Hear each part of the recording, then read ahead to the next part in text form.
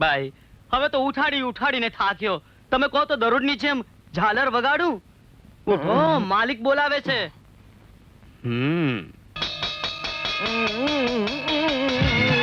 You shut up! અરે બંધ કર યો ટગરા.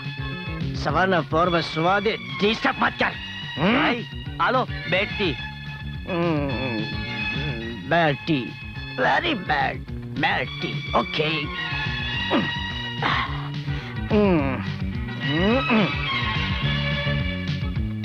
ડેડી કે હું આવું છું. જી.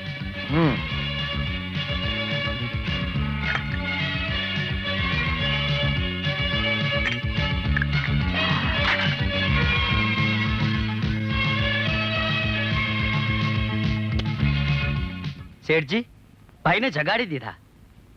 નાવા ગયા છે. ભમ ચીકી ભમ ભમ.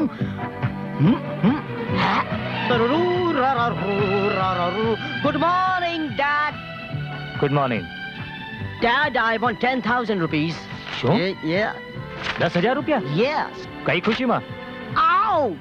Daddy! તમે ભૂલી ગયા. Today is my birthday. મારો જન્મદિવસ છે. And I have promised to my friend to give a great party. Yeah.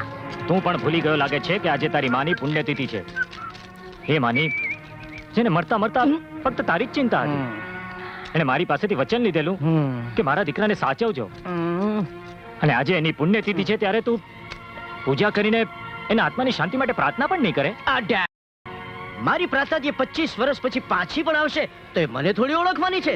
અને એવી માં માટે હું શા માટે પ્રાર્થના કરું? Give me cash. અને જો ન આપું તો તમને બરાબર ખબર છે કે મારો ગુસ્સો બહુ જ ખરાબ છે. પૈસા એ મને બરાબર આવડે છે. એની મને પણ ખબર છે. આપઘાતની ધમકીઓ આપી આપીને તે મારી પાસેથી ઘણા પૈસા કઢાવ્યા છે ને ઉડાવ્યા છે. પણ યાદ રાખ, તારે બધા જ પેંતરા હવેથી બંધ થઈ જશે. કઈ કારણ? કારણ કે આવતીકાલે તારે તારી જાતને અને સમગ્ર જીવનને સુધારવા માટે પરસોત્તમ પાસે જવાનું છે. Oh no, Daddy, no!